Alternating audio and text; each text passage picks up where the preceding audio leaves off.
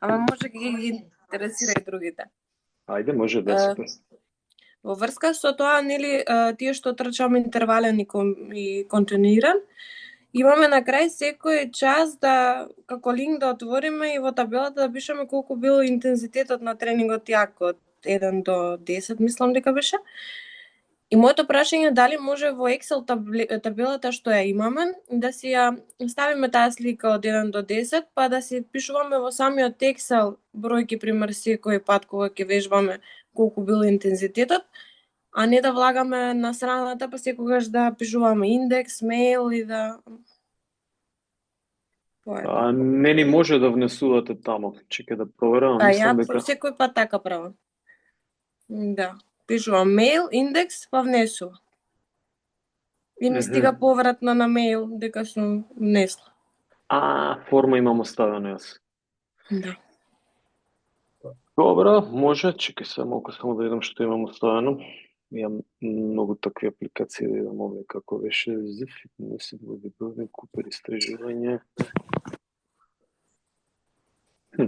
Доле на крај има како еден линк за табелата под кај совети, да, таму. Ви сум го заборавила. Јас секогаш влагав и запишував, ама мислам не дека е комплицирано, туку малце може да го поедноставам, па затоа прашувам. Не, добро, има логика, чекај се зашто сум го ставила. Само да видам каде ми е оригиналниот линк. Не, тука. Има логика, окей, мислам, битно е, сега додека барам и пробувам да го најдам, да видам кои дали одговараат и други.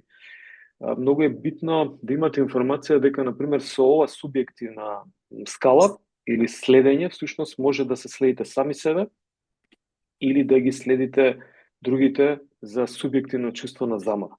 Затоа што на тој начин може да се интервенира во дозирањето. Се ова што го спомена интензитет, уствари не знам што спомена претходно, ама кога зборуваме за дозирање, зборуваме за обем, интензитет на вежбање, вид на тренинг и така натаму. И сега за да го наместам ја тоа дозирање, на пример ми се битни, вас исто ќе треба да ви се битни информациите повратни од после тренингот, дали бил многу тежок, како сум се чувствувал и така натаму, за да може да дадам добар опоравок, да може да дадам ако треба 2 дена, 3 дена опоравок или следниот тренинг да знам како да го искалкулирам.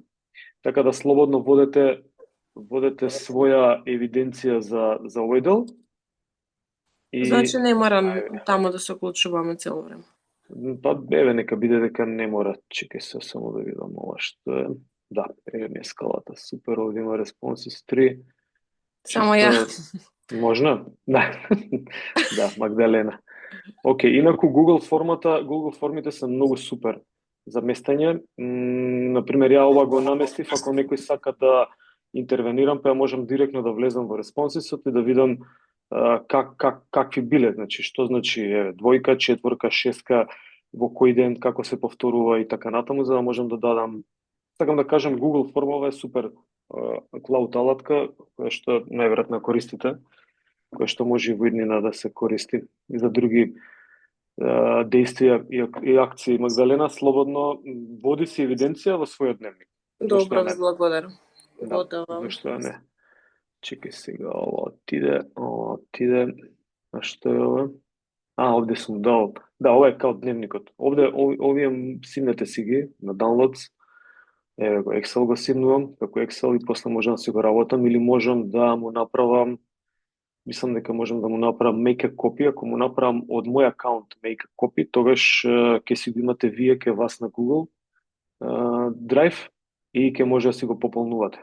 Од овде ќе си направите опција, например, да е, уствари ако сте вие логирани на Google, тогаш ќе може да сте едитори, инаку сега ова е viewer, за да не почнат да го пополнуваат сите. Ако го ставам како едитор, ќе може да го пополнуваат сите. Предпоставам ова го работите, ако не е кратко интро. Да, супер. Океј. Не, има Магдалена. Па јас во ова всушност симнав и си додадов после уште една десно како редица и таму ја ставив сликата од тоа што го пуштивте сега пред малце, за да не влагам цело време и да Јасно, пишувам јасно. колку. Не, Да. супер. Тоа е тој систем. Битно си фатите логика како да следите. Ова за Google го кажав затоа што немаат многу, примам приметено во другите генерации, студентите немаат искуство со овие онлайн алатки, но ете, се надевам дека ќе можат да ќе пробаат да ги користат затоа што се фантастични за користење. Океј, добро, супер забелешка. Нешто друго? Најверојатно не. Претпоставам се слушаме добро. Ова повторно ми прави прво. Се слушаме, јас немам друга забелешка. Да, супер. Само да видам сега. Така се гледа слайдот? Моментално не, чекам да се уклучи, црно е само. Океј. Сега нешто се уклучи на пола. Сега? Сега окей. Да. Сила, силина, средства. Да прави некој проблем шеров.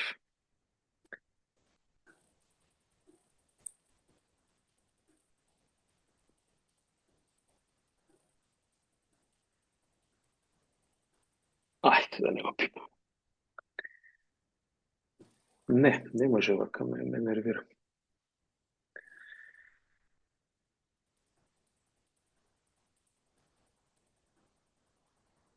Да си малатка треба да се реши до крај. Display. Range. Мајко.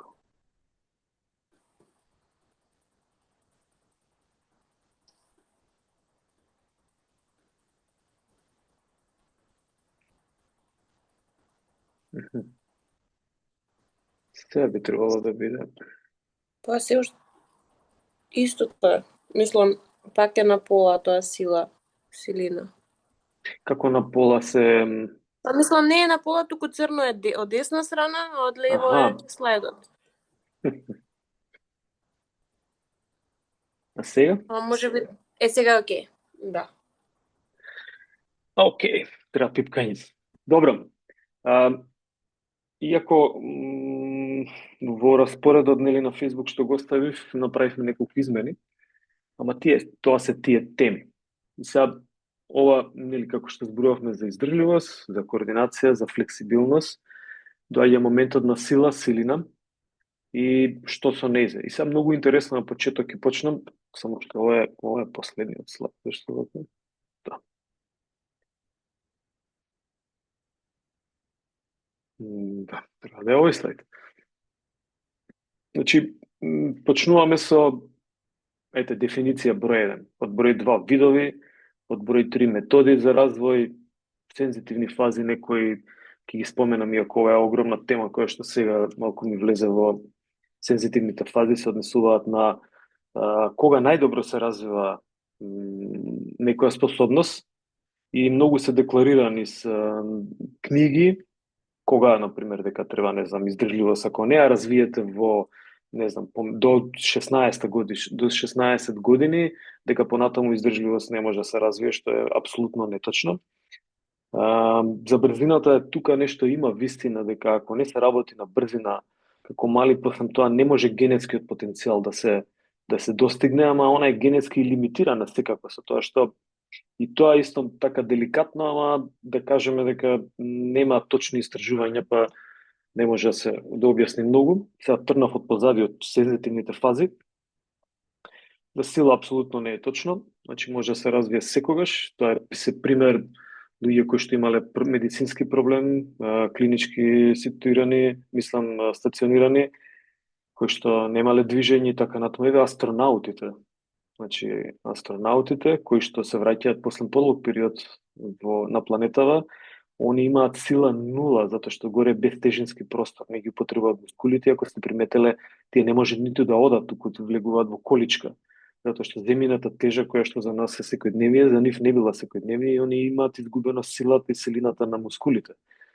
дури има распати на коски тамо и декалцификација и слично, но они ја враќаат силината, што значи дека сензитивните фази представени до сега се малку така нереално представени, има кои го интересира едно супер мета истражување, се вика мета, значи дека во позадина се истражени огромен број на досегашни истражувања кои што се занимаваат со сензитивни фази и декларацијата, повеќето од истражувањата велат дека всушност нема точни информации дали сензитивните фази на вистина постојат. Може би постојат, ама, например, вели тренирај брзина. Која брзина да ја тренирам? Дали ако тренирам спринт, ќе ми подобри, ќе има ефекти во пливање брзина? Затоа што се различни биомеханички ланци на функционирање.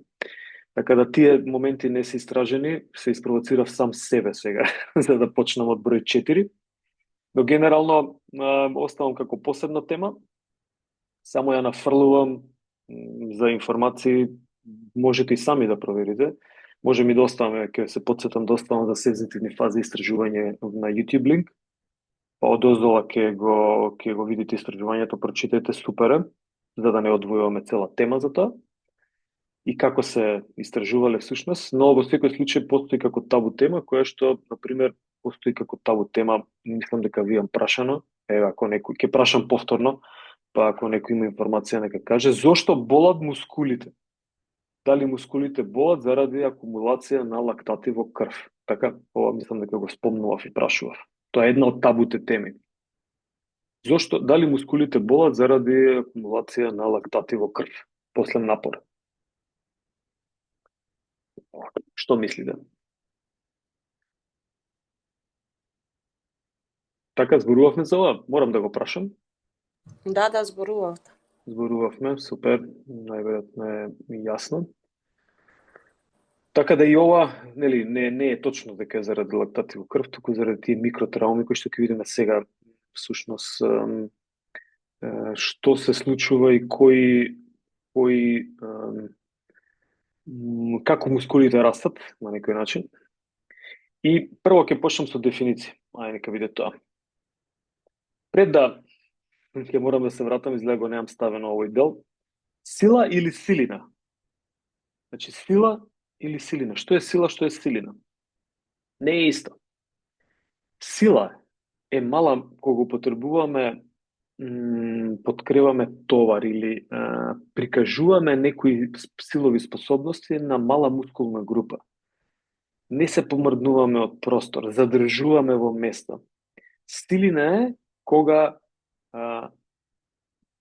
го преместувам телото во простор. Значи се прави некоја разлика тука, може ке Марија Гајич да се најде, мислам дека ке Марија Гајич имаше супер дефиниции за овој дел. Нема да погрешиме ни едно и друго, но зошто да не ги дефинираме, нели, овие моменти, да дека ако кажеме максимална сила, тогаш е едно повторување, се поместува, не се поместува, ама ако кажеме експлозивна силина, тоа значи дека скокам, го поместувам телото во простор и така натаму. Ете, чиста мала дефиниција во однос на овој дел. Многу фактори влијаат на силовите способности, нели, како што и ке издржливоста влијаат други многу фактори. Кај флексибилноста зборувавме во зглобот и така натаму. Пробувам да го најдам панелот за видео, ама не се појавува. Ето го, ама не се појавува. Океј, може да видите на што се однесува, дека, например, особено максималната сила, централни фактори, значи се однесува на ЦНС, на меѓумускулна координација, на како централниот нервен систем пробува да зададе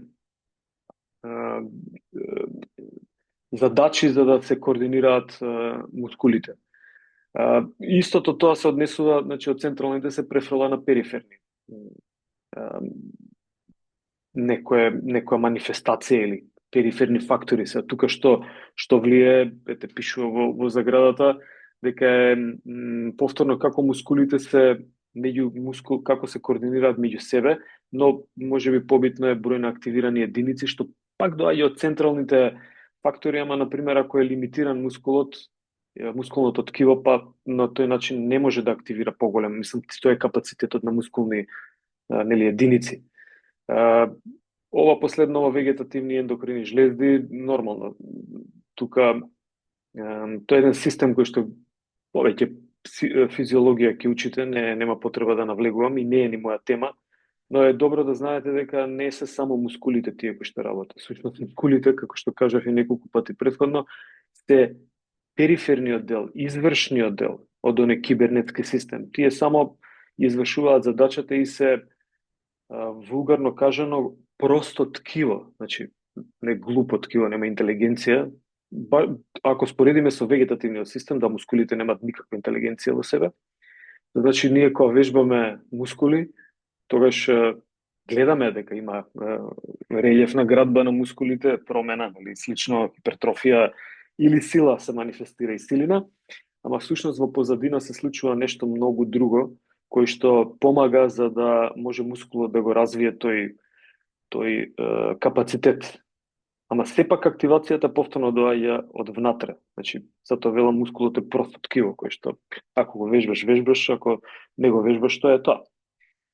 Сега тоа па од друга страна, ако не го вежбаш, има проблем во повозрасни години, нели, паравертебрална мускулатура слабе, проблеми со работен столб, ако е седентарен живот повеќе, тогаш мускулите се тие кои што треба да се вежбат, ама повторно целата акција доаѓа од внатре, не доаѓа од мускулите.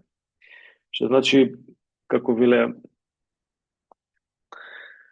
имаше една демек порано во многу одамна, што требало да биде, не ја кажувам. Ја кажувам, се снима, не за друго. Како ќе поделиме? Една од поделбите. И ова, намерно застанав, ова ќе биде на испит, например, кој ќе ве прашам, би требало да запомните барем овој вид на поделба. Што е тоа апсолутна силина, што е тоа максимална сила, што е тоа релативна силина. Гледате, малку се прави разлика тука, силина, сила, силина. Апсолут, Господ, нешто што е над нас, нешто што манифестира, можеби за нас, нешто непоимиво. Пример, вели, мајка за да го спаси своето дете, го крена возилото во воздух. Значи го потргна. Во обични услови можеби не можела, тоа е приказна, нели? Можеби не можела да го, најверојатно не може го поткрене, но во услови каде што има изградба на состојба каде што ете така екстра состојба, тога се покажува некоја апсолутна сила. Например, зошто ВАДА постои World Anti-Doping Association? Затоа што сите тие супстанци кои што се на позитивна листа помагаат да се покажуваат екстра резултати во спортот. И тие помагаат, него сигурно помагаат, што се ставени на ВАДА листа, позитивна, да се покаже нешто што е над максимумот. Значи нешто што е близко можеби до апсолут, значи да ги поминат спортистите своите можности физиолошки со помош на некои средства кои што се од надвор и помагаат да се можеби стигне до нивна апсолутна сила. Што ако не ги користеле, не може никогаш да стасаат. Мислам, не можеме да кажеме не може никога, затоа што треба да се наместат можеби психолошки фактори и така натаму, но ова апсолутна сила се однесува токму на тоа, не може да ја користите, мислам, не се тренира, не се вежба, но некогаш се манифестира, например, светски рекорди. Поставување на светски рекорд во скок со стап. Нека биде, како беше французинот, направи плејада на рекорди, тој вежбал за максимум, ама постигнал нешто над максимумот. Тука се однесува на таа, тука експлозивна сила која што им треба и максимална која што манифестира при целото движење, нели, првениот спринт, се залетува, брзина и после доаѓа таа експлозивност, максимална сила нагоре каде што се исфрла, но не ја тренирала апсолутната сила. Таа се создала затоа што се во средината се овозможиле како оноа во ecological dynamics што го учевме. Значи, едноставно се создале услови за да се манифестира апсолутна сила. Додека максималната сила, например, може да се вежба. Кревачи на товар, максимална сила, затоа е ставено овде 1 RM, тоа е разликата, значи максимална сила и релативна, ќе кажеме. Да можеш да поткренеш еднаш и не повеќе. Тоа е дефиниција за максимална сила. Затоа е ставен тестов 1 RM или one repetition maximum. И сега, ако знаеме дека можам да кренам дека 1 RM ми е 100% и можам да кренам 10 кг на бицепс, тогаш ја можам да направам тренинг за хипертрофија кој што ги кажам работи 80% од тоа. Со 80% би можел да направам најверојатно 6, 7, 8 повторувања. И за тука се користи 1 RM. Значи, како некој тест кој што можете да искалкулирате најверојатно програма да зададете за дозирање. Јас не го користам. Морам да кажам, се користи за да се провери и максималната сила и да се компарира во лонгитудинално, значи кај еден испитаник или една група на испитаници во одреден временски период, арнома се користи и за да се споредат неколку групи на испитаници. За таа споредба тогаш е окей да се користи тестов, инаку со самото накачување на тежината на секој тренинг, вие всушност се тестирате сами себе. Кога зборуваме за максимална сила, ама истото и за хипертрофија, која што се работи со помала тежина. Значи, максимална сила, што представува? Представува движење при кое што можам да поткренам некој товар само еднаш, не повеќе. Сега можам да земам товар од 0,2 грама и да го поткренам само еднаш, ама тоа не е до отказ. Кога зборуваме за силови способности, секогаш треба да зборуваме до отказ, што беше различно од издржливост, што беше различно од координација, значи тамо немаме отказ, има многу близко, ама не може отказ, овде максимална сила се работи и другиве силови способности кои што ги спомнеме, се работи до отказ. Замислете, тука е експлозивна сила исто. И сега вие треба да скокнете во далечина, ама не скокате максимално, пак нема логика, така. Или бодибилдерот вежба, ама може да направи уште 3-4 повторувања, ама нема да ги направи затоа што го мрзи. Нема ефикасност во тоа. Исто како ке флексибилноста што нели треба да отидам до границата на болка, тука е максимумот, тука не е отказот, тука да бидам до максимумот. Кај силовите способности, која е прашањето, например, како се дозираат, секогаш треба да имате во предвид да кажете дека е до отказ дозирањето. До отказ, значи дека правам 2 повторувања и третото не можам да го направам, ама пробувам да го направам, значи да настане отказот. Така да, овој момент го спомнав во дозирањето, не знам, може би ќе го има понатаму. Тоа е за максимална сила, значи можам еднаш до 3 пати, не повеќе, така е дефинирана. Релативна сила се однесува на нешто во однос на својата тежина. И овде има некој пример че ставено кој што може да го видите, да не го раскажувам. Вели која е разликата помеѓу двајца испитаници или двајца вежбачи, две вежбачки се едно, едниот тежи 100, другиот 80 кг, двајцата креваат 100 кг на гради, кој има подобра релативна силина од нив?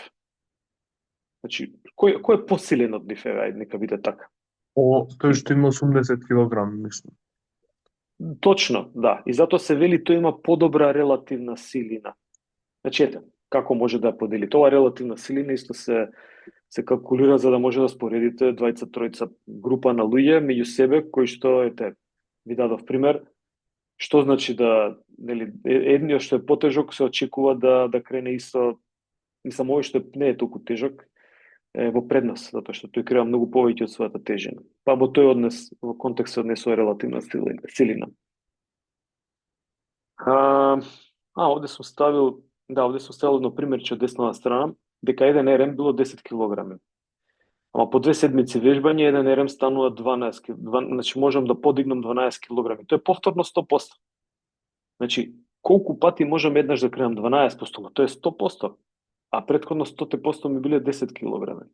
И така натаму. Сега, еве го ова 7 до 12 повторување, истражувањата кажуваат дека Сушто, ако сакате да изведете 7 до 12 репетиции, се тоа може да биде 8, може да биде 11, може да биде 13, нели? Но отприлика движењата се тука, тога се работи со 70 до 80% од максималната сила.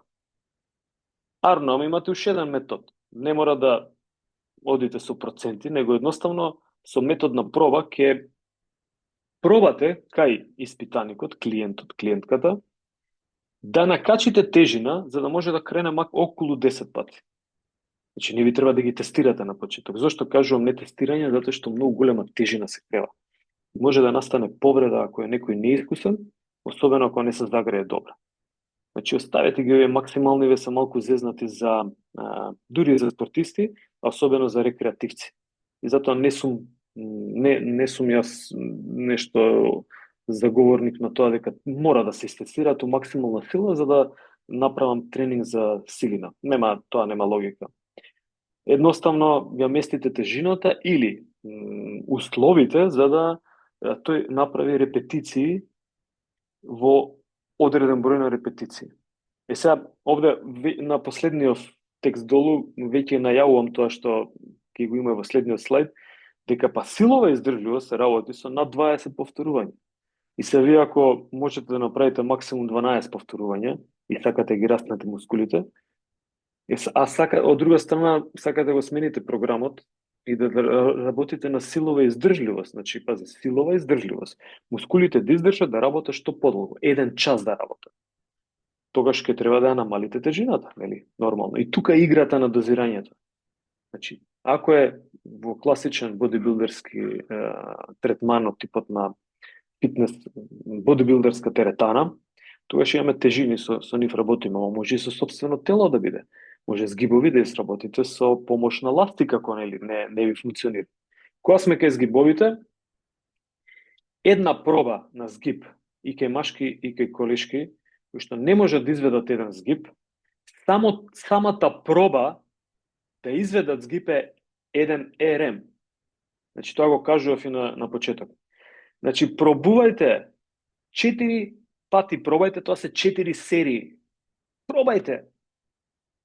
Нема да успеете, можеби. Пробајте за после една минута, пробајте уште една. Значи, тоа ви е тренингот. Денеска 4 пати да пробате да се дигне. Ама не може ме демотивира. Ако да, ќе пробаш да ги направиш условите, да стигнеш до апсолутна некако сила и да можеш да се наместиш да колку што можам да дадам од себе. Можеби нема да се подкренам, најверојатно нема. Ќе ми треба, ќе ви кажам, ќе ви треба недела дена, 10 дена. Ама ќе успеете, барем до половина ќе успеете. Што значи дека ние дури со половина, со мали движења, значи со неголема амплитуда на движење или со самото тргнување на движење, ние веќе пробуваме да работиме во услови на максимална сила. И тоа е едниот од систем кој што може да се практикува за да се подобрат згибовите. Имате ли нешто да искоментирате во тој дел? Застанав малку повеќе, ама опфатив и во овој слайд сега, опфатив некои работи. Како се дели во латентниот простор, ако го гледаме, тогаш имаме статичка сила, репетитивна и експлозивна. Иако и во манифестен така се покажуваат, статичка сила е кога, фактори во акцијски тип, значи каква акција се. Статика е кога нема помрднување, значи оние задржувања, плиометрии, ќе ги видите понатаму. Планкови се нарекуваат, ајде, помодерно. Тука покажуваме ние статичка сила. Например, која од ајде само ви е јасно, репетитивна е нешто што е повторувачко. Значи, ако имам број на повторувања, тогаш тоа е репетитивна сила. Експлозивна сила е едно движење. Кога се вежба со 3-4 движења, подскокнување еднаш, 2 пати, подскокнување со јаженце, да, некоја силова издржливост, експлозивна силова издржливост, повеќе влегува во силова издржливост.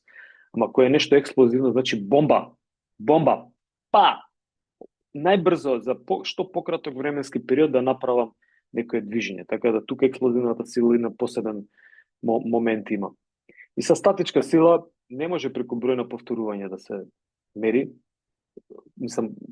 да се зададе дозирањето, не како да ја процениме, мерење како тест, туку во однос на репетитивна сила ја мериме колку број на повторувања, броиме колку број на повторувања направиле. Статичката сила е во време, можеме да мериме време да броиме колку секунди или минута задржал испитаникот.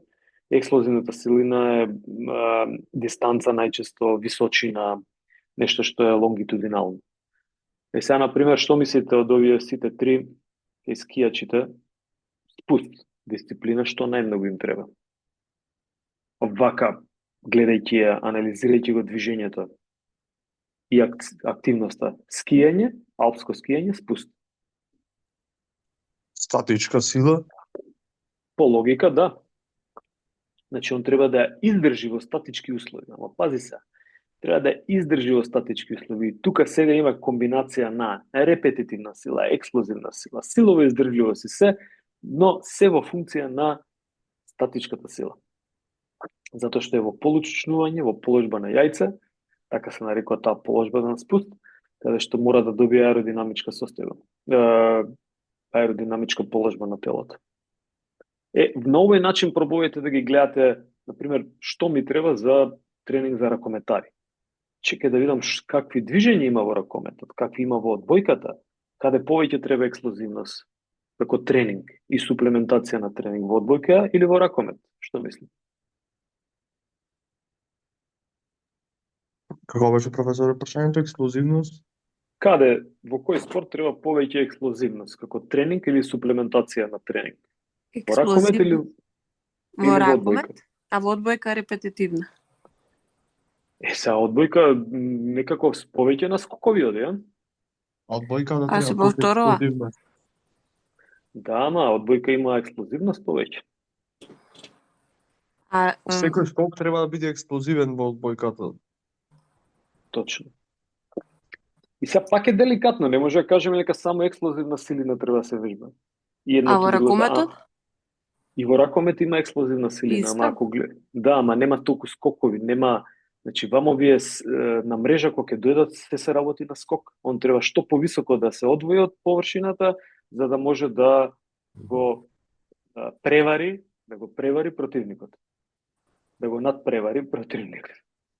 А може пример со репетативна силина? Ајде, што е репетативна силина? Значи нешто што се повторува. Бодибилдерите со колку број на повторување работат? Сега кажав претходно. Околу 10. Значи репетиција 1, па 2, па 3, па репетира 4. Значи нив само. Не само нив, секаде каде што има репетиција. Повторување. Добро. Повторување, тоа е. На тоа се однесува. Бидејќи некако се одвоени биомеханички, и Курелич статичката сила е одвоена од репетитивната сила на латентно ниво. И затоа се одвоени и експлозивната исто. И затоа ги одвојуваат вака дека постојат внатре во телото. Јас можам да вежбам статичка сила, ама експлозивната нема да ми се подобри. Можам да вежбам експлозивна, ама статичката нема да ми се подобри. Се тоа не е баш дека нема скроз да се подобри. Ние кога и бодибилдерите добиваат на сила, нели, они ако работат хипертрофија. Ама нивниот мускул не е толку ефикасен како што е кај алпинистите кога качуваат на карпа. Алпинистот може да направи 30 згиба на еден мал прст, значи на показалецот може да направи 30 згиба, нема мускулатура голема, ама има максимална сила, комбинација од експлозивна и силова издржливост. И е сув, слаб е. А бодибилдерот обратно, он треба да накачи голема тежина и он може да крene 300 кила на бенч, можеби, или тоа се веќе големи бројки, 150 нека биде 200 за да вежбам, ама нема е функционален мускулот. А се е сила. И едните работат во сила, и другите работат во сила. И затоа се прават овие разлики од акцијски карактер, каде што вели статичка, репетитивна, експлозивна. Во некој, значи една од поделбите, нели? Претходно ви кажав некоја друга поделба, каде што јас во ова сакам да ја ставам, ајде ја ставиме максималната во методите на вежбање. Значи чисто правам разлика помеѓу, запомнете го, од акцијски тип дека е статичка, репетитивна, експлозивна. Ќе прашам што е експлозивно, што е репетитивно. Како што Магдалена се праш, мислам дека Магдалена беше не гледам. Да. Што е репетитивно? Океј, не го знам терминот, супер. Мене ми е битно да ве прашам, кажете ми вежба за репетитивна сила.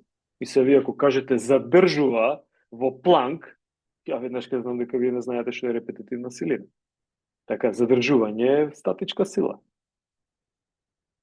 Само на логика нештата се на логика, затоа ви велам, ќе ве прашаат утре што да работам за сила кај ракометари. И вие треба да го анализирате движењето. Значи дека точно има експлозивност, апсолутно дека има. Значи таму има скок, шутови, има, ама пикерот на пример има повеќе максимална сила. Тој еден треба да фати двајца други централни напаѓачи, значи од противничкава екипа и да ги задржи кој што вкупна тежина има 300 кила. Значи со каков момент он има задржување, има статичка сила која што е близко до максимална сила. Ја би рекол максимална сила, ама во статички услови. Се замислете, него експлозивност и не му треба некоја голема. Арно, ама експлозивноста ќе ја користи за да подобри максимална сила. Тоа е таа комплементарност на овие моменти. Се не можеме да одиме многу во далеку кој како се вежба и како се надополнува, но сакам да ви кажам дека се надополнуваат едната со другите, но акцентот ќе се дава на таа што ми треба. Значи бодибилдерот може да влезе, алпинистот може да влезе во бодибилдинг режим. Ако му треба поголема маса, а после тоа треба масата да ја стави во функција. Инаку ако алпинистот вежба бодибилдерски режим, тогаш ќе изгуби на функција на мускулите. Исто и обратно, бодибилдерот не може да качува карпа затоа што ќе се истрошат мускулите. Бодибилдерите многу внимаваат на издржливост, да не прават многу тренинзи за издржливост, затоа што тоа ги под наводници ги јаде мускулите. Значи они го трошат гликогенот, се намалува волуминозноста и така натаму и ги шокираат мускулите и мускулот мора да се преадаптира, да дојде во други услови. Арно, ама работат и на максимална сила и бодибилдерите посебно имаат во своји фази кога се спремаат за надпревари, дека работат и помал број на повторувања, 2-3 повторувања, за да го и шокира мускулот на друг некој начин. И тоа се тие игри, не се игри на зборови, туку дефиниции на различни типови на силови способности или на силата, ама прикажана преку неколку типови на силови способности. Вие задржете се на ова што е слайдот и тоа нека биде почетна точка, бидејќи знам во текот на студирањето ќе заборавите. Арно, ама добро е да ги знаете основите, да не навлегуваме длабоко внатре, а после тоа што ви треба, вие ќе си го надополните. Битно е да знам како да стасам до информациите и да ги имам основните информации. Ова долу нема потреба да го кажам, тополошки карактер, критериуми, или кои се тие фактори според топологијата, како се, дели силата, може да имате силни раце, ама не мора да имате силни нозе. Ние имавме случај, постојано го кажувам, наш колега, кој што, мислам, супер колега, кој што во тој момент, кога студираше, многу работеше на горен дел од телото и ние работевме тест скок во далечина, неговите мускули на нозете не беа доволно јаки, горе беше фантастично јак, релјефно граден и се. И он во првиот скок во далечина максимален, експлозивна сила, него му пукна квадрицепс припојот, значи пателарниот лигамент, не лигамент, туку тетива, каде што се спојува преку пателата долу, скроз пателата, знаете која е пателата, чашката, се помести и дојде на средина на фемор. Ова го кажувам не за да ни биде така непријатно, туку да знаеме што значи загревање, што значи екстра мотивација, ама неможност на мускулниот скелетниот систем да го истрпи тоа, и едноставно него му се скина квадрицепс, значи квадрицепс во долниот дел, и човекот после тоа месец дена во болница, па плюс заради недобро третирање имаше и емболија, значи тромбоемболија, од тромб, инфаркт на бели дробови се нарекува тоа, каде што запушување на белодробно ткиво заради нетретирање на крварење внатрешно. Пазете од што? Од незагреаност, тоа на час се случува по антропомоторика пред 15 на години. Незагреаност и недоволно вежбање на целото тело, значи вежбање на горниот дел од телото. И сега хормонскиот систем кога вежбал горниот дел од телото, он е спремен да даде екстра напор. Централниот нервен систем е спремен да даде екстра напор, ама не во нозете, туку во горниот дел. Затоа ги кажав тие фактори кои што влијаат. И најверојатно кај него тоа ми се случува екстра мотивиран, централен нервен систем може да прати информација, прави скок. Не ве слушам. Ајде, Не се сега. слушаме, јас слушам цело време. Значи е до интернетот Да. на вас. Така да, ако имате проблем со слушање, не е до мене, очигледно што слушаат другите, ќе може да го прегледате. И секако вие, нели, ќе го прегледате уште неколку пати предавањето, така да ќе разберете. Океј. По биомеханика ќе ги учите овие моменти, но добро е да ги знаете што е тоа изометрична контракција, што е тоа концентрична контракција, што е тоа ексцентрична контракција. Може да видите дека исто заменски се нарекуваат изометрија, добро, статичка или изометрија, концентричната е миометрија и ексцентричната е плиометриска контракција. И са што значи? Изо е исто, изохипса, линија на исти висински точки на карата. Изо значи нема движење. Тоа се тие планкови, no movement сега, сум извадил сум украл некоја фотка од интернет. Концентрична значи дека се спојуваат припоите. Приметувате, планката се спојува до рамото.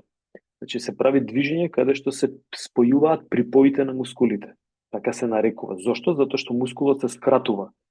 Значи, овде главен мускул е бицепс, сега за него зборуваме, во ова движење. И сега овде можам ја да кренам еднаш, во концентрична контракција, можам да кренам еднаш 10 кг. Океј, не можам втор пат да кренам.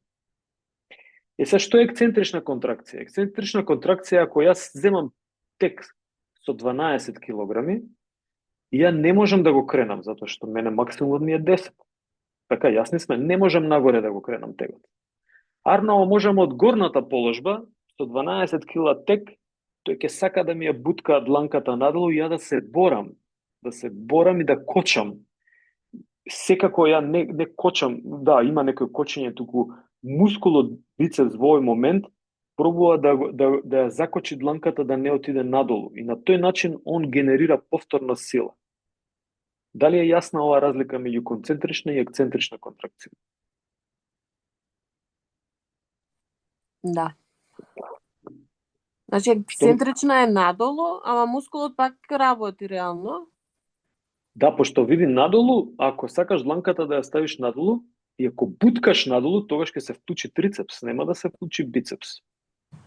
Арно, ама ако земам тек кој што е над 1 RM од мојата тежина, нели 1 RM го издефиниравме, кажав ако кревам 10 кг, се земам 15 кг или 20 кг, нека биде драстично многу, ја ќе сака дланката да оди надолу, не можам да задржам таа тежина. Ево тоа задржување на тежината, мускулот се бори и создава, прави ексцентрична контракција. И ова е супер, значи, ако сакам да го буткам тегот надолу, пази, овде кочам, ако сакам да го буткам тегот надолу, тогаш кажав трицепс ќе се вклучи. Да. Така? Да. А во овој случај е бицепс вклучен и ја кочам. Сега, зошто ги одвојувам овие? Затоа што имате методи на подобрување на сила преку комбинација од концентрична и ексцентрична контракција, тоа е репетитивно движење. Значи, репетитивно имаш 1, 2 и така натаму. Арно, ама имам и методи за подобрување со помош на само ексцентрична контракција. Значи, јас земам 120, 150%, обично 120 до 130% од 1 RM се работи. Ја пробам да го задржам движењето, значи да паѓа дланката. Сега, во овој случај е бицепс. За секој мускул е истиот принцип. И ако може да видите на кривата од десната страна, ќе пробам да покажам, од левата страна на Y-оската е генерирање на силата. Од десната страна е генерирање на силата во концентрична контракција. И сега, Y-оската е силата, а X-оската од десната страна е времето и број на повторување. Значи, што поголем број на повторување опаѓа силата. Арно, ама вамо кај Y-оската 1 RM. Замислете дека овде кај што се спојува линијата со Y-оската од било која страна да гледате е 1 RM. Ако одам на десно, тога се 3, 4 RM, 5 RM. Значи, мене ми паѓа силата. Мускулот не може да генерира толкова сила. Арно, ама ако работам во ексцентрични услови, каде што е левата страна на Y-оската, тогаш мускулот блиску до апсолут создава, креира многу поголема сила. И тоа го има, особено за циорски, увидено дека може да биде голем бенефит во подобрување на силата ке мускулите. Значи, ако работам... Извинете, ве прекинав. Ајде, раши. Значи, за ексцентрична контракција, тоа е пример изгибови кога се прават одгоре, кога се спуштаме надолу, така? Одлично. Да. Супер ме подседи, што значи може да вежбате и да се качам горе на, ако не можам да направам еден згиб, да се качам во крајна положба со брадата да ми биде над пречката, над барот, и да пробам да задржувам, сакал или не, мене ќе ме влече земјината тежа надолу и јас ќе подобрувам силина. Преку ексцентричен метод на работа. Така да супер беше ова. Тоа е познато како негативен згиб. Не, тоа е познато како ексцентрична контракција. Тоа што го нарекувате, не вие само и други, негативен згиб е некоја кованица која што според мене нема окей, ама не го покажува, не е терминолошки окей. Вие држите си ексцентрична контракција. Во академско ниво не се нарекува негатив pull-ups или што и да е тоа другото, како беше, едното е pull-ups, другото беше, ај помогни ми, chin-ups и pull-ups. Значи, нема негатив chin-ups и негатив pull-ups на англиски, него има ексцентрична контракција. И тога се е јасно. Вие владеете со академски јазик. Значи, негативно е во кованица која што не знаеле да објаснат некој и ја ставиле негатив. А тоа се става заради ова што оди, ја ви го покажав на левава страна од ипсилоноската. Арно, ама ако кажете во истражување, зашо го кажувам ова? Затоа што ретко ќе најдете негатив бицепс крл. Ама секогаш ќе најдете ексцентрик контракшн. Ексцентрик бицепс крл. Тоа значи дека вие, се објаснува дека ексцентрична контракција каде во тој и тој мускул. Така да држете си го за тоа. Како што и пропаѓање, ние си имаме терминологија која што ја користиме и се нарекува згибови на вратила, на разбој. Дипс, точно, и дипсе на англиски, тамо се може би пропаѓање, ама ние си имаме своја терминологија и убаво да ја држиме заради заштита на јазикот, не заради друго, инаку ќе се разбереме. Со нозе, со раце ќе се објасниме, ќе покажам на крај, ќе добиеш онаков менуал, еден Windows for Dummies. И се ќе се објасни, ама академски е добро да разликуваме концентрична, ексцентрична и изометриска контракција. И сега, овде ќе го спомнам овој дел, ако сме јасни. Инаку супер ти е забелешката. Добро што го спомена, баш околу терминологијата да објасниме. Јасно. Фала ти. Плиометрија. Дали знае некој што е тоа плиометрија? Плиометриски тренинг. Многу познат, се чита по интернет. Тренинг за скок, професора, мислам. Да, тоа во мејнстримов терминологија, кога ќе кажете плиометриски тренинг, се однесува на тренинг за скокови. И се тоа асоцира на експлозивна сила, така? И најмногу се користи како тренинг за експлозивна сила. Па сега плиометриски може да биде, ќе го спомнеме, например со промена на како да подобрувам експлозивна сила. Ќе сработиме на час. Да не заборавам. Дали има редовни студенти тука и дали од 10 до 15 мај која смена сме на настава? Малку скокнав сега. Дали знаете? Или овде сме само вонредни студенти, редовни не доаѓаат на настава. 10, само да видам, да. Има 12, 13, 14 мај, може да пресметаме која смена сме? Или не како е периодов во смени? Мислам дека распоредот го прават според средното училиште заради салите. Добро, сега сме која смена? 25 сме денеска. Или не ги користиве сега сали во овој период? Не користите изгледа сала, така? Не, професор, имаме само пливање и час кинезиолошка антропологија. Да, окей, добро. Ајде, јас ќе проверам за тој дел. Сакам да најавам дека ќе ги поминеме темиве во периодот од како доаѓа таму мај 10, само да видам. Ќе ви пишам, ама чисто да имате информација. Значи, во периодот од 12 до 15 мај ќе имаме една серија на предавања збиени и тука ќе средиме нешто. Ќе ви известам за овој дел. Сакам да кажам дека експлозивната сила ќе ја поминеме тогаш. Примерче за да сватите во живо што значи, но овде ќе кажам зошто кај скоковите се нарекува плиометриска контракција. Затоа што во фазата, кога се зима залет, замислете сега, јас се спуштам надолу, така? Во спуштањето надолу има ексцентрична контракција. И повторно некој како негативен згиб му текнало вика чека ова е плиометриската фаза и ќе го наречеме ова плиометриски тренинг. Инаку вистински плиометриски тренинг е овој со едно изолирано движење. Значи вие може да направите серија од движења, ама за да го дигнете тегот од 15 кг кој што е 150% од вашиот максимум, ќе треба некој да ви помогне да го донесе во почетна положба, тоа е горе, скроз, така, до рамото блиску и вие да се борите со него надолу, тогаш има плиометрија. Па повторно некој да ви помогне да се качи тоа горе, нели да дојде тегот горе, па повторно вие да се борите надолу. Тогаш има плиометрија. Приметувате кога кажувам тогаш има плиометрија. А во скоковите имате репетитивно движење. Значи или имате едно експлозивно движење, ако е еден скок,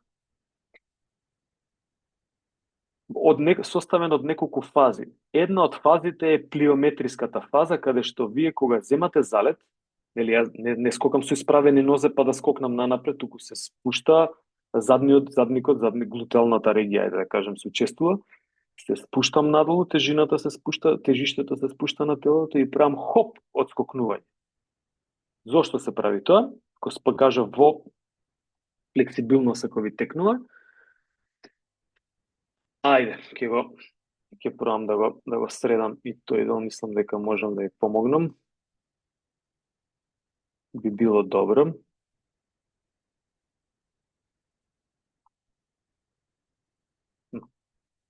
Само да го најдам делот на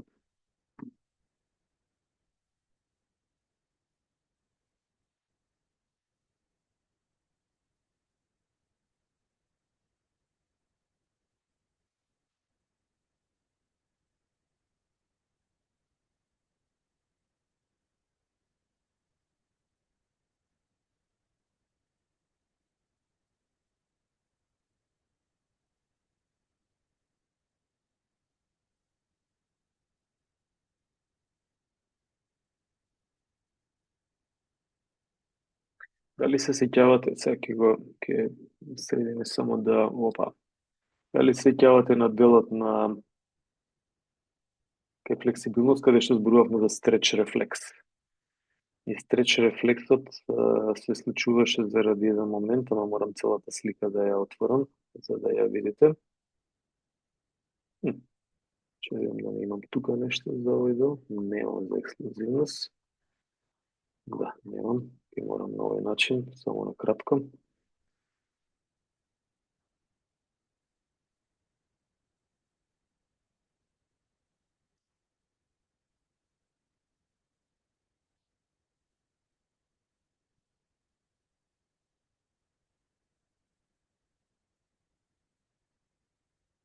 Добро, да отворя, одлично.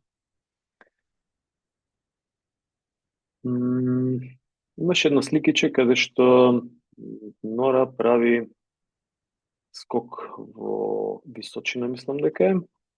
И тоа го анализиравме за стреч рефлекс. Каде се случува стреч рефлекс? Ево го. Ама ќе го изведам во експлозивна силина, одлично, ова ми треба. Упс.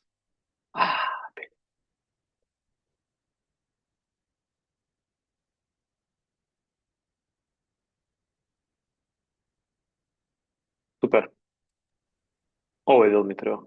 Така се гледа? Не. Не. Како да не се гледа?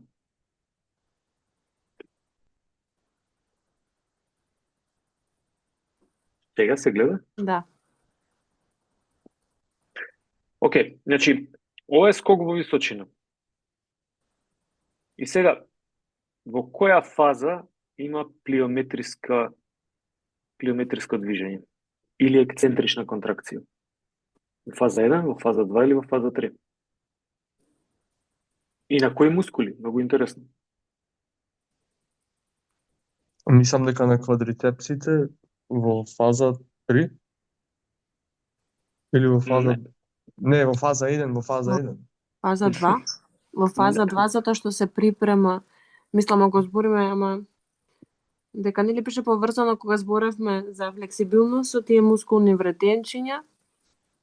Да, ама пази, еве овде сум пишал кај фаза 1 дека е во попуштање. Така да во фаза 1, кога се спуштам, тој го најавив, кога се спуштам од стоење, надолу за да се спремам, тогаш има истегнување или ексцентрична контракција, значи има истегнување и кочење всушност на глутеалната мускулатура и кочење на квадрицепсот во глоб на колено.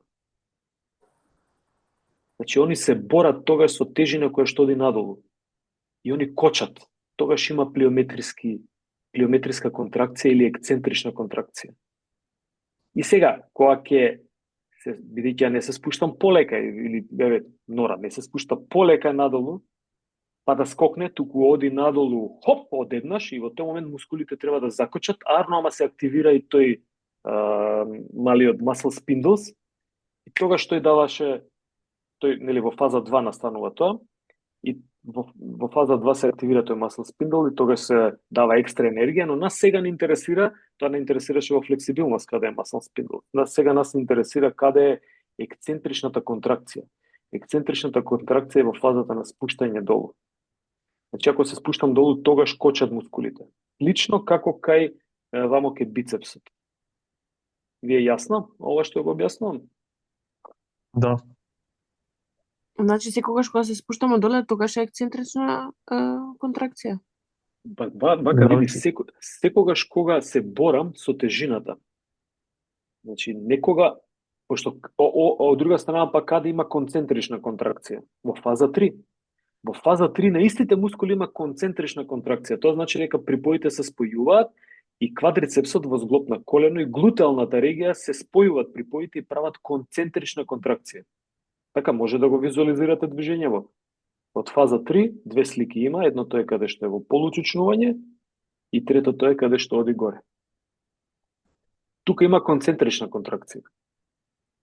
А во фаза 1 има ексцентрична затоа што е во попуштање. Овој плиометриски режим, чистиот плиометриски, овде нема, ова е експлозивно, ова е движење за експлозивна сила. Тука нема има во една фаза плиометриски режим, тоа е во фаза 1. Ама ако сакаме да работиме класичен плиометриски тренинг или во плиометриски услови или ексцентрична контракција или колегата што кажа негативна, нели, било кој мускул и движење, тогаш ние изведуваме изолирани движења, значи само надолу попуштам и затоа се нарекува со метод на попуштање, каде што ја всушност не попуштам, јас се борам со тежината која што ми бутка надолу, ама еве терминолошки ние сме го одбрале тој момент дека е попуштање. И таа ексцентрична компонента намерно го отворив овој слайд за да видите дека ја има во експлозивната сила и всушност целото име плиометрискиот тренинг го добива само заради оваа фаза 1. Плиометрискиот тренинг како плиометрија или плиометри на англиски не кажува ништо дека се скокови. А например, експлозивен тренинг или explosive тренинг на англиски ќе каже дека се работи за нешто што е краткотрајно, нешто што е брзо. Ама англосаксонска терминологија одбрала, тука сакав да ви објаснам, ви го објаснувам преку приказна за да ги разберете методите. Одбрала термин плиометрија само заради оваа фаза. Инаку вистински тренинг за плиометрија не е експлозивноста. Вистински тренинг за плиометрија е она што го објаснував на слайдовите. Сега се вратам на тоа. Дали ова јасно тука? Да. Супер. Океј, се гледа вака? Да. Супер, ќе продолжам вака. Значи, ова доле е вистински плиометриски режим на работа или ексцентрична контракција. А она што го покажав е плиометриски тренинг по мејнстрим, што го нарекуваат англосаксонска терминологија и метод кој што всушност има само во целата таа целиот тој скок само во една фаза има ексцентрична контракција. Ама они решиле да го викаат така, прифатено и тоа е тоа. Вие добро да го знаете, кога некој ќе ви објаснува, ама не, тоа е заради ова има плиометрија, чекај малце, кај има плиометрија? Во кој дел има плиометрија? Сакам да ви кажам да си имате свој став кои што се базирани на информации, бидејќи многу информации се пласираат кои што се туку така превземени, а вие сте академски граѓани, ви би требало да баратате со овие информации. Ако ги знаете овие основи, многу лесно се прави тренинг во иднина. Значи само треба да знаете што правам, кои се основите, колку видови на силов тренинг има и после тоа без проблем се прави тренинг. Влегуваме во методика. Ова претходно беше видови, значи број 2. Влегуваме во методика и зборувам за средство, значи. Со помош на што? Најчесто зборуваме со надворешен отпор. Може да биде и да нема надворешен отпор, ама тогаш го местиме телото во услови каде што земјината тежа делува, например, многу по силно на нас. Наместо да правам чучнување на две нозе, ја правам чучнување на една нога. Значи, целата моја тежина, земјината тежа е таја, нели? Ама целата моја тежина префрлам на една нога и јас правам да има како да сум земал на двете нозе екстра товар да сум ставил. Значи, тоа е играта на што ќе користам, нели? Инаку, вежбите со сопствено тело, калистеникс нека биде, стимулираат повеќе зглобни мускулни контракции, што се многу подобри за во функција. Арно, ама па, ако сакате бодибилдинг да работите, тогаш мора да се изолира мускул. Мора во едно движење да се сработи за да може да се шокира мускулот на неколку начини и да се истроши мускулот за да може после тоа тие протеински врски повторно се вратат. Ама играта на отпор, без отпор и така натаму е битно само за да знаете да го наместите телото, вежбачот во режим, дали ќе биде максимална сила, дали ќе работи за хипертрофија или ќе работи за силова издржливост. Значи, тоа нас не треба. Ако работи за, како рековме, за хипертрофија, ај долу ќе биде тоа.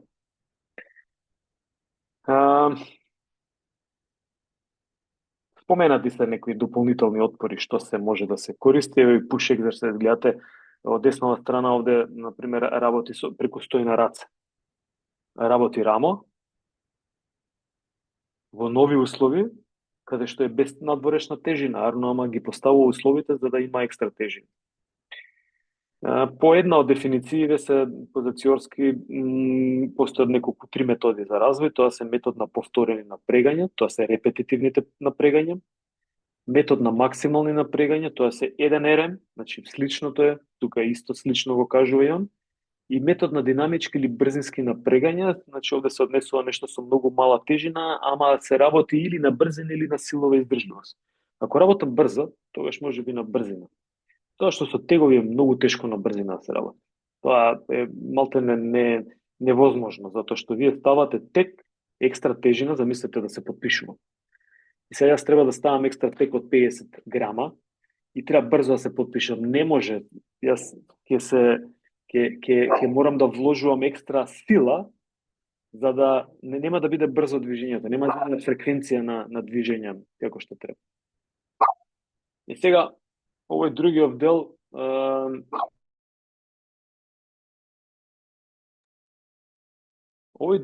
долу каде што пишува методи за развој, држете се до овие методи на развој. Максимална сила, хипертрофија, силова издржливост. Ќе ги објасниме долу визуелно кој со кое повторување, значи тоа ќе биде дозирањето. Само држете се на ова хипертрофија, ве мотивирам сами да проверите што е саркоплазматска хипертрофија, чекај овде имаме една саркоплазматска хипертрофија, миофибриларна хипертрофија, има некоја теорија за substrate accumulation теорија на сателитски клетки, значи сите овие теории помагаат за екстра растење на мускулите. Не за екстра, туку за растење на мускулите. Ама се тоа влегува во хипертрофија. Значи и фудбалерката, и одбојкарката, и ракометарот, и атлетичарот, и така натаму, во еден момент им треба хипертрофија. Затоа што преодот од, значи им треба да пораснат мускулите во еден момент. Дали ќе бидат класични вежби за хипертрофија или ќе се користи силов тренинг кој што ќе влијае малку на хипертрофија, останува на избор на тренерите, но зошто се работи на хипертрофија? Затоа што особено во спортот треба да има поголема мускулатура. Значи, мислам дека беше нешто 50 на над 51%, 2 е забележано дека успешните спортисти имаат мускулатура како состав од целото тело. Значи, коски и другите меки ткива и така натаму. Од над 50% се препорачува да биде мускулно ткиво. Е приметено, мада нели тоа се асоцијативни студии, е приметено дека врвните спортисти имаат толкова мускулатура. Што значи дека ако некој има помала и сака нешто да подобри, тогаш може на база на силовите способности да подобри. Не ако игра шах, нели, тамо не му треба силови способности, или некои движења каде што е карлинг и слично. Карлинг, не знам, го знаете, со лизгање на тегови по лед. Но хипертрофијата е битна и затоа е спомената. Значи не мора да се работи хипертрофија само ако сакам да тренирам бодибилдинг професионално или рекреативно, туку се работи како суплементацијски тренинг. Значи овие се тие трите методи, ќе ги спомнеме на следниот слайд. Ова за хипертрофија само го оставам слайдов да прочитате, ќе учите по физиологија најверојатно, теории на хипертрофија, прашајте ги професорите, не е моја тема, нека објаснуваат, тоа не навлегувам, ова е физиологија веќе, но тоа се теории кои што објаснуваат како после тренинг и расцепување или катаболизам на протеинските влакна или составот на мускулите, како настанува анаболизам или како настанува возградување или како настанува суперкомпензација на протеинските влакна и на тој начин со протеински елементи, соединенија кои што се вклучуваат во мускулот се репарираат тие микротрауми и мускулот расте. Ние гледаме дека има нешто се случува, мускулот расте. Значи како ќе учите по физиологија? Ова е еден друг систем на поделба, можеби на она што го кажав, максимална сила, хипертрофија и издржливост. Тие се трите основни, држете се до нив, но еве на пример вика анатомска адаптација, под 65% од 1 РМ.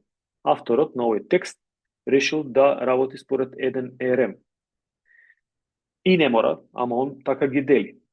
Супер е, за приказ е одлично. Па вика репетитивни движења кои што се со добро, меѓу 75 и 85, тука 70-80 работи на хипертрофија.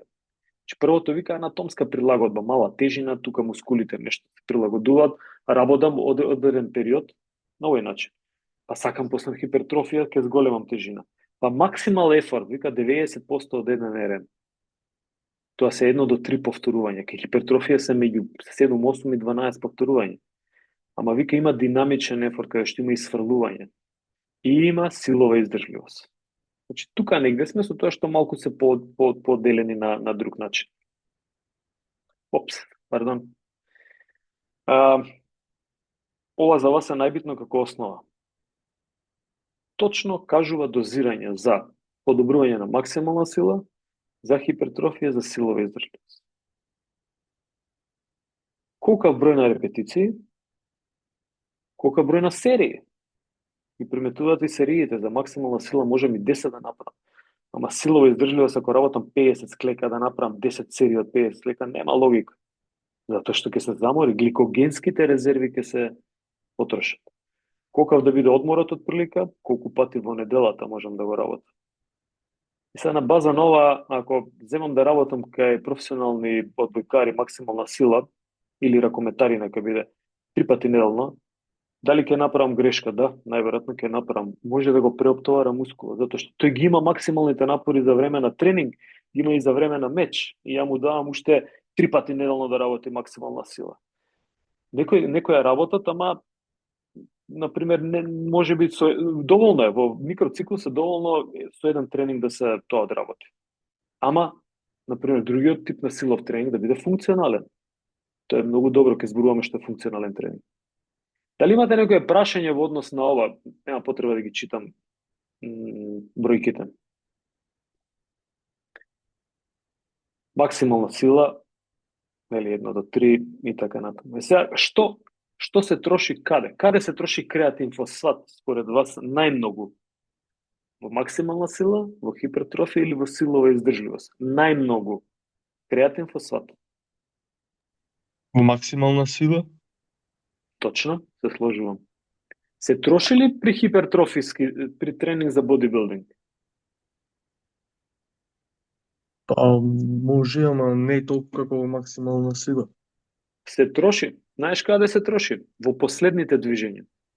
Може би не во првите, затоа што се лесни, ама кога ќе дојде 10, 11, 12, и јас ќе пробам да направам и 13, или ќе пробам 14 да направам. Тогаш во последните движења се троши креатин фосфат. Затоа што тие последните движења се всушност многу блиски по енергетски потрошувачка енергетска како ке максимална сила. Гледате, максимална сила 1 до 3 повторување. Последните 2-3 повторувања ке хипертрофија се троши, сигурно се троши. А ке силова издржливост, што се троши ако можам ја да направам 2000 чучнувања како енергија? Па, Креатин мастите. фосфат? Има логика, да. Пошто кажав 2000, ама да го лимитирам, например, на 100 чучнувања. И не можам 101. Јагленохидрати. Точно, јаглехидрати. Одлично. Гледај, вака пробувајте да ги анализирате нештото.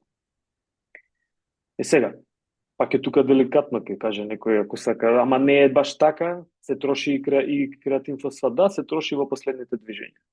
Ама се трошат и масноти, да, во право си, се трошат и масноти цело време, ама не ке 30 згиба. Се трошат ке 2000 згибови, кои што се работат 30 минути, 40 може. Така, тамо сакали или не, во еден момент ке се Точно. Или ако работам 2 часа, тогаш јаглехидрат знаеме дека не може да издржи толку. Тој може 30 на минути. Јаглехидратот во крв и после го снемува, ама превзема, маснотиите превземаат како енергија. Имате ли некој прашање во однос на ова? Ќе мора да го изгледате уште еднаш, што е сигурно. Да, ја тоа помислив. Да. Мислам, затоа што има информации многу. Али ова е методот на развој, ова е најбитниот дел од предавањето. Морав да ги кажам претходните работи за да знаеме дека за што се работи во сила. Али ова е тоа што е носечкото. Како да вежбам? Што да одберам? Ја ова го правам. И уште нешто грбни овде вклучувам. Екстензија. Некој leg rise или подигнување на стапалата како за урнов. И тоа се некои 4-5 комплекс од вежби кои што си го користам 2-3 пати неделно и окей ми е.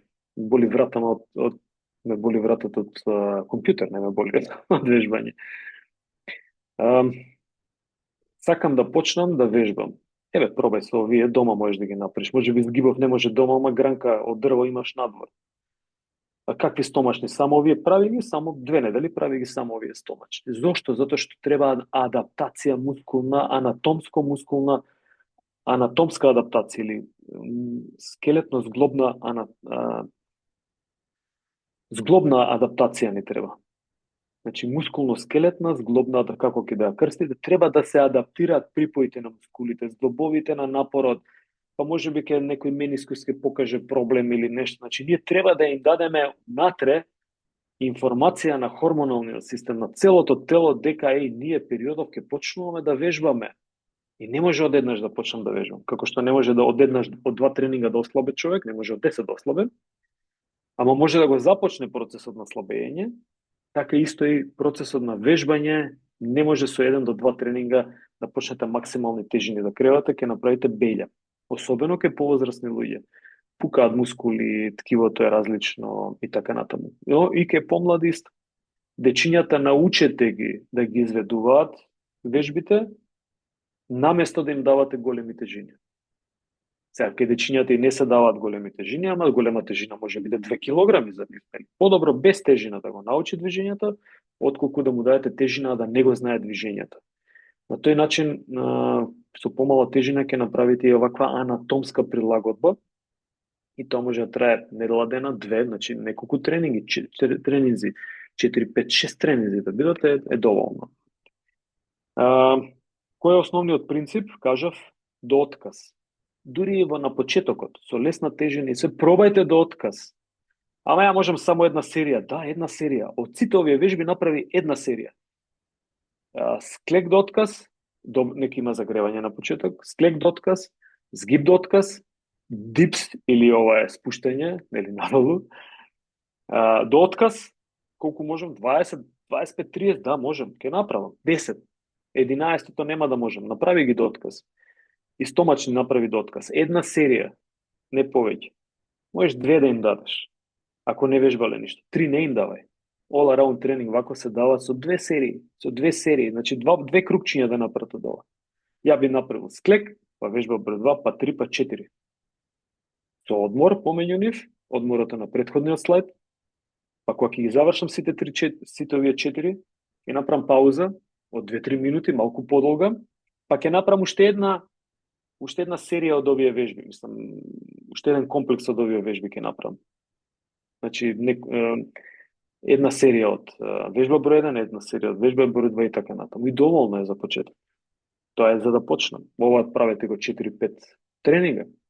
И ќе видите дека ќе ги чувствувате мускулите, но после 4-тиот, 5-тиот веќе нема да ги чувствувате утре дента мускулите или вториот ден. Се направила анатомската прилагодба. Арно, ама ако работите вака, тога секој тренинг ќе ви бидат поголем број на повторувањата. Секој тренинг, дури и кај згибовите. Секој тренинг ќе можете малку повеќе да отидете. Малку повеќе на крај ќе стасате до еден згиб. Сигурно, проверено. Затоа и учите вие дека можете тоа да се направи, ама треба да го пробате. Добро, втора недела или трета. Значи, можам да вклучам планкови, еве ги доле задржувања. Можам да вклучам горе уште некоја вежба. Финтата е на вториот слайд дека треба да има прогресија. За да расте до каде се, не можева до безвест да расте, но да установите некој третман на тренинг кој што ќе ви одговара. Следно, се зголемуваат бројот на вежби. Па вели, овде ставам и чучнување, па ставам и исчекор за нозе, гледаш, претходно не сум имал за нозе. Па овде види кај абдоменална мускулатура, 3 вида на вежби имаме, втората е лег райз, таа што ве кажав, подкревање на стопалата. И повторно планкови ќе се работам, веќе имате еден интересен тренинг, кој што ако го направите во 2 серии, е супер, ако го направите во 3 серии, прилично добар тренинг. А може да се направи во 4, во 5 серии тренингов. Но не може првата недела. Мора да влезете во тренинг, да направите анатомска прилагодба. Четврта недела. Ова веќе четврта, пета, ова е направено за група на спортисти кои што имаат искуство. Еве видно примерче за функционален тренинг. Значи не е класична теретана, ама вежбите и движењата се мултизглобни и го ставаат телото и мускулите во функција, не само изолирано како што е бодибилдерскиот режим. Туку во функција, па некои движења не ги знаете, например, како да поблечам, да направам вежби за бицепс феморис, со пилатес топка. Чека ми се мрда топката, имам стабилизација. Да, се учи движењата. Како да подстанам, вежба број 8, не 9 е оваа. Значи од лежење да станам, ова е многу комплицирана вежба. Значи пробајте да станете од лежење, ако не сте пробајте загреете се прво малку и да станете. Ретко кој ќе успее од прва да стане. Затоа што треба меѓумускулна координација и сама треба експлозивност, точно поснавање, а супер вежба е за активација на силов ангажман на мускулите скоро на цело тело. Многу интересна вежба. Удирање чекан. Да ви го кажам по координација, кажував пример. Значи од гума активирам малтене се и така натаму, чучнување и се. Зошто ја не го направам ова истово? Ајде да се вратам назад. Кога се работи кај професионалци, моето искуство кажува дека сум започнал ваков тренинг кај професионални фудбалери со 2 серии. Тоа се 12 вежби, една серија и Втората серија, истите вежби уште еднаш. Значи, тоа се серии. Прв тренинг. И тоа тренингот бил 20 на 30 секунди. Едниот работи, па одмара. Па работи, па одмара и така натаму. Вториот тренинг сум зголемил на 30 секунди, ама 2 серии повторно. Третиот тренинг сум направил 3 серии, ама сум се вратил на 20 секунди. Значи, си играм со дозирањето за да не го преоптеретам. Обемот е зголемен. Сакал или не, пресметете, обемот е зголемен. 4 серии не сум ставил, затоа што веќе влегува во досада, арнома сум го зголемил времетрањето до 40 секунди работа. Значи, 40 секунди лежи, еве, ова 11-та вежба, или 12-та, лежи, стани, скокни на бокс или на кутија и легни повторно долу на гради. Имаш 40 секунди да сработиш. Ама ја можам 5, он може 10. Да, секој во своето ќе направи колку што може во тие 40 секунди. Тоа е принципот на функционален тренинг. Имате екипа од 30 играчи, 24 или колку се, ќе ставите уште една станица ако треба, или ќе намалите станица, кој што секој ќе си работи според неговите можности. Нема тука точно дека треба да направи 10 згиба. Зошто треба он да направи 10 згиба, а всушност он прави 30 згиба? Но он ќе направи за 40 секунди што побрзо и колку што повеќе може згибови. И тогаш за него тренингот ќе биде функционален, адаптиран за индивидуална потреба, а ќе зголемува и сила и ќе уклучува голем број на мускули. Дали е овој принцип јасен? Да. Одам понатаму, можам да го искомбинирам и едното и другото. И не само овие вежби што ви ги давам тука, мислам тоа се само еден пример на вежби, е уште еден пример на вежби функционални кој што од пракса го имам работено, конкретно со фудбалери, имавме супер заштита од повреди, дечките беа, мислам дека беа супер спремни, што на крајот и резултатите покажуваат, освоивме двојна титула таа година и купи, ама не само заради ова, него сакам да кажам дека намаливме број на повреди, направивме функционален тренинг. Функционален тренинг. Спремни беа на силов план и направивме намалување на повреди. И што беше уште најинтересно од психолошки момент?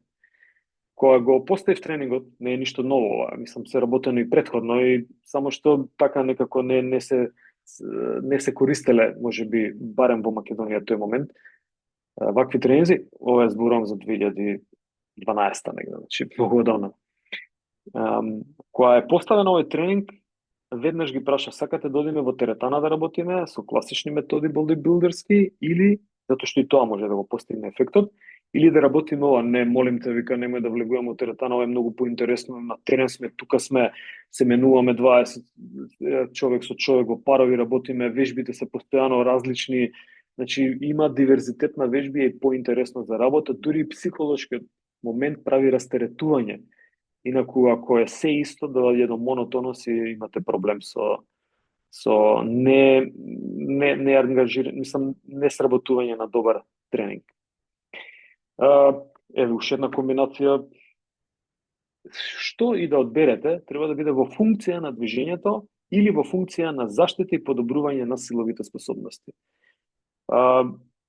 Останува на имагинација на авторот, што сака да постигне во овој дел. Да, прези не, ама ова може да го искористам, само да видам дали овде го имам работнички го немам. Ај вака ќе го направиме. Мислам дека тука некаде го имам. Да. Еве ви едно примерче како изгледа тој функционален тренинг кој што го спомнав, и ова е конкретно со работено во работнички. Карасвор тренинг сум ви ја кажал оваа платформа. Карасвор тренинг, чекај да видам сега Карасвор тренинг дали функционира. Карасвор тренинг. Дали го работи?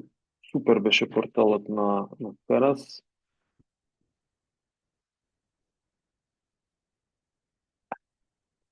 Видам што е нешто.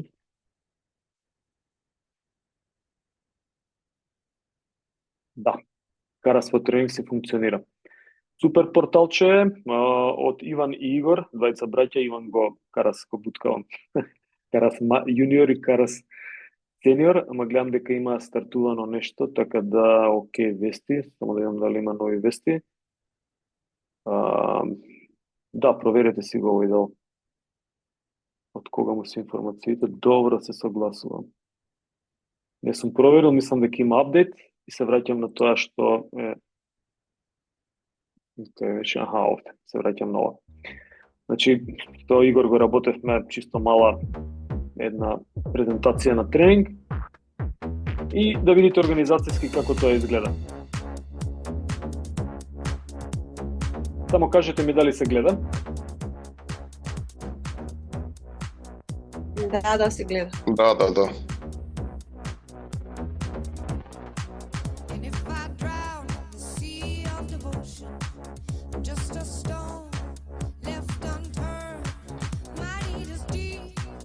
Професионални фудбалери, прва македонска лига. Некои ќе ги препознаете. Се уште активни. Крсте Велковски лево, него го приметиш. Тоше. Милован Петрович. Сега да не ги навредам и другите кои што не ги споменувам. Од оваа генерација се излезени Мице, Елиф, Дарко Велковски, Зајков. Мислам дека они конкретно на овој тренинг и други сега да не ги споменувам, можеби ќе заборавам некој. Баш и беа со репрезентација. Приметувате кои вежби се. Значи, така, една плејада на вежби кои што делуваат на повеќе мускулни групи. Морам да кажам дека, например, Мики Петрович 2 пати ми ја скина медицинката, 5 килограми, и немовме веќе пари да купуваме нови медицинки. Например, изведбите на движењата не се добри, особено кај морнарсково јаже, но ова се учиме да ги работиме движењата. Чурлинов. Пардон, не Чурлинов. Сега се измешав.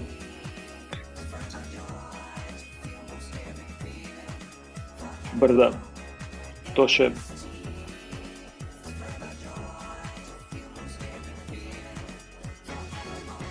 Еве виден простор каде што можете да го сработите овој функционален тренинг.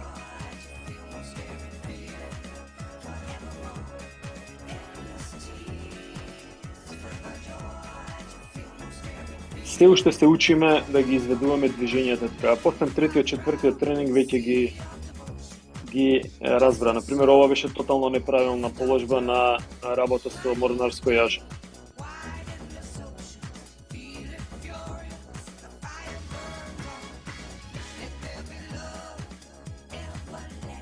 Плиометриски тренинг. 40 секунди, основна плиометрија, поскокнување на јаже. Дино Најдовски. Ја не сум го гледал видео одамна, па се подсеќам. Претходниот селектор на репрезентација го знаете, мрме. Франц, мачки се во овој дел. Океј. Јас имам толку. Имате ли нешто да прашате? Додадете нешто што не е јасно. Ја би го изгледала уште еднаш цело, па нареден час би прашала нешто. Добар метод, може. Океј, што требаше да ви оставам како линк? Ви текнува нешто споменав? Ќе се подсетам. Некој видео беше од почетокот. Не ми текнува. Ако му текне на некој, нека пише. Ке го преслушам јас, како и да. Да, и ја, тоа точно јас сакав да кажам, ке преслушам јас. Во ред, имате убав ден.